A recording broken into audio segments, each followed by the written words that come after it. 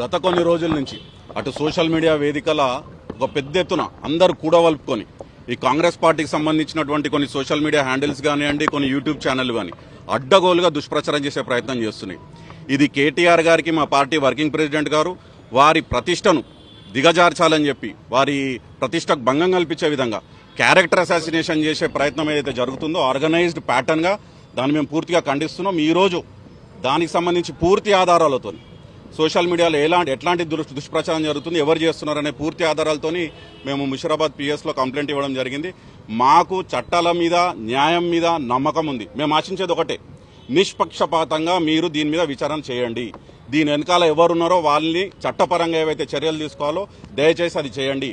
ఒకవేళ మీరు చేయకపోతే మీరు అయిపోయింది, 40% మీకు ఇచ్చిన టైం అయిపోయింది. ఇంకో 3 సంవత్సరాల్లో మళ్ళీ బీఆర్ఎస్ పార్టీ వస్తుంది, ఈ కేసులన్నీ బయటకు వెళ్తాయి.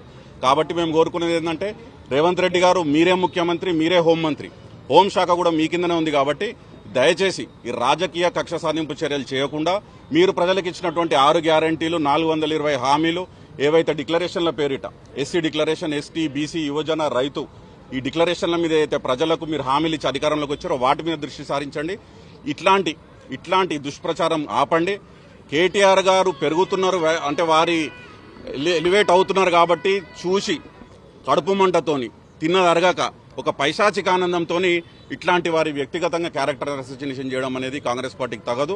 ఇది రాబోయే రోజుల్లో ఇది మంచి ప్రెసిడెంట్ కాదు తెలంగాణ ప్రజలకు కానీ తెలంగాణ యువతకు కానీ. కాబట్టి పిచ్చి ప్రయత్నాలు ఆపుకోండి.